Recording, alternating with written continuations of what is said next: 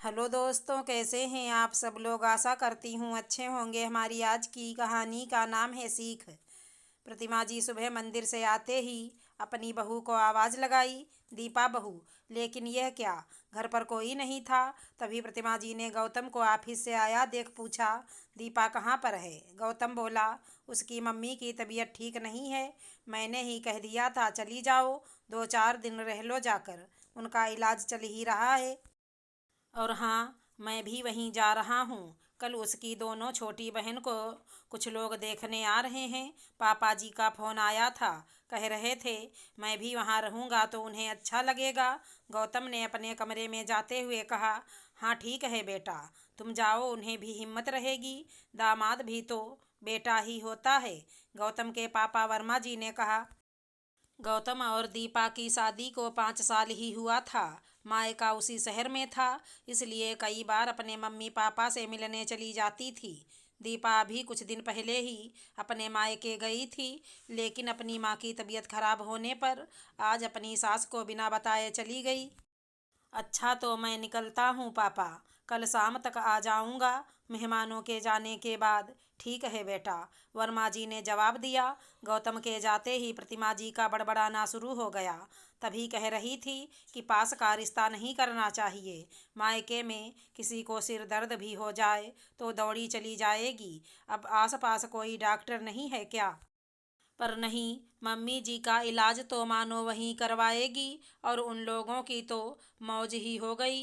बेटी के साथ साथ पला पलाया बेटा जो मिल गया, और बेटा भी ऐसा जो उनकी जी हजूरी करता रहता है। और गुलाम भी, यहाँ मेरे कमर में कितना दर्द है, पर किसी को इससे क्या, खटते रहो रसोई में और करो बहू रानी की सेवा। बंद करो अपना यह नाटक। 1 साल पहले तो ये सारे काम तुम ही करती थी, अब क्या हो गया। बहू के आते ही तुम्हारे कमर दर्द हो गए। अपनी लाडली बेटी से क्यों नहीं कहती कुछ काम किया करे। सारे दिन मोबाइल लिए रहती है। बहू बेचारी नौकरी भी करती है और घर का सारा काम भी। गुस्से से बोले वर्मा जी। तो अब तुम्हें कल की आई पराई लड़की अपनी बेटी और मुझसे ज़्यादा सगी लगने लग गई। अरे मेरा तो बेटा ही छीन लिया उस करमजली ने। कल तक जो बिना मेरी मर्जी के कोई काम नहीं करता था, आज बीवी के पीछे उसके मायके तक पहुंच गया। अपनी माँ से ज़्यादा वो ससुराल वाले रिश्ते सगे हो गए उसके लिए। वर्मा जी कहाँ चुप रहने वाले थे। अच्छा, यही काम जब तुम्हारा दामाद करता है तो बहुत खुश होती हो तुम। अभी 1 महीने रहकर आई हो बेटी दामाद के पास, तब तो तारीफ करते नहीं थकती थी। दामाद जी ने मुझे डॉक्टर को दिखाया, पूरी बॉडी का चेकअप करा दिया, इतना घुमाया और न जाने क्या क्या पकवान खिलाए।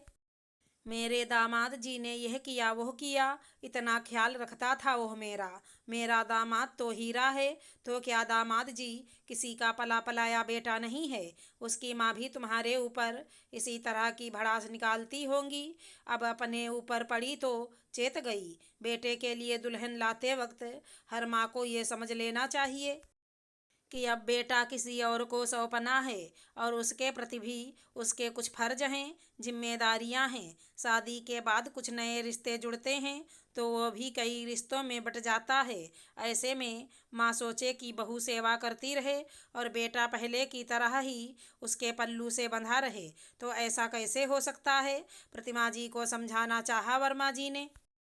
अरे मेरे पल्लू की अब उसे क्या ज़रूरत। अब महारानी आ तो गई हैं, जिसके इशारों पर वह नाच रहा है। पर तुम्हें क्या, तुम तो बहुत खुश हो। मेरा आराम तुमसे कहाँ देखा जाता है। सोचा था बहू आ गई है, अब खूब आराम करूँगी। यहाँ बहू क्या, बेटा भी हाथ से निकला जा रहा। तुम तो बाप हो, एक माँ के दिल से पूछो। जब किसी और को मम्मी जी कहता है तो मुझे कैसा लगता होगा। इस बार इमोशनल हो गई प्रतिमा जी, तो चुप हो गए वर्मा जी। थोड़ी देर बाद थोड़े नरम लहजे में बोले, मैं जानता हूँ तुम परेशान हो, कहीं न कहीं शायद हर माँ होती होगी अपने बेटे के प्यार को बंटते देखकर। लेकिन जरा यह भी तो सोचो, जैसे बेटे की शादी के बाद हमें बेटी मिली है, तो उन्हें भी तो बेटी के विदा करने पर एक बेटा मिला है।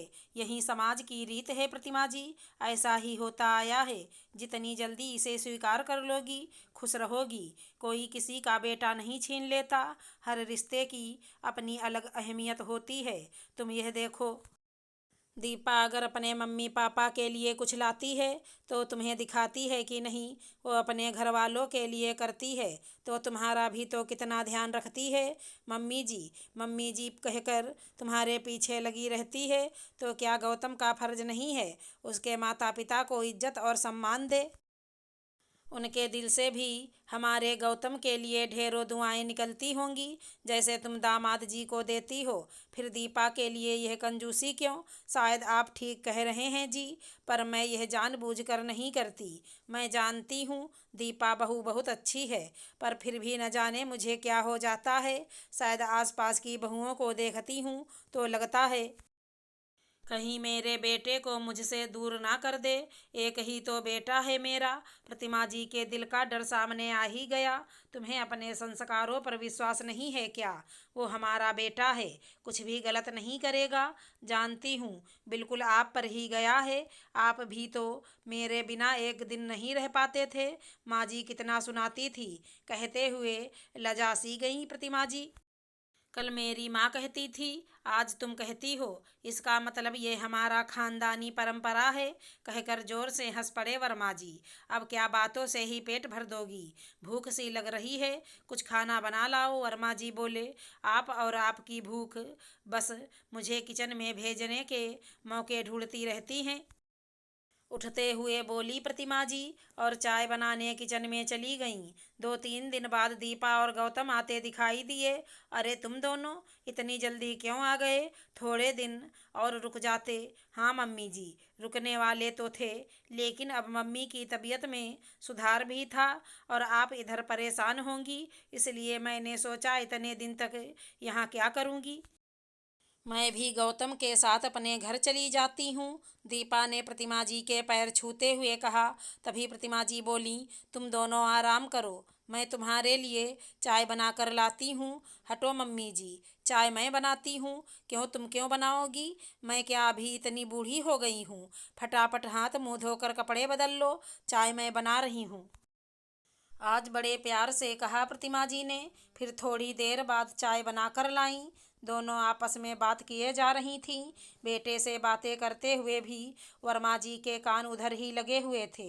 अच्छा किया बेटा, कुछ दिन रह आई।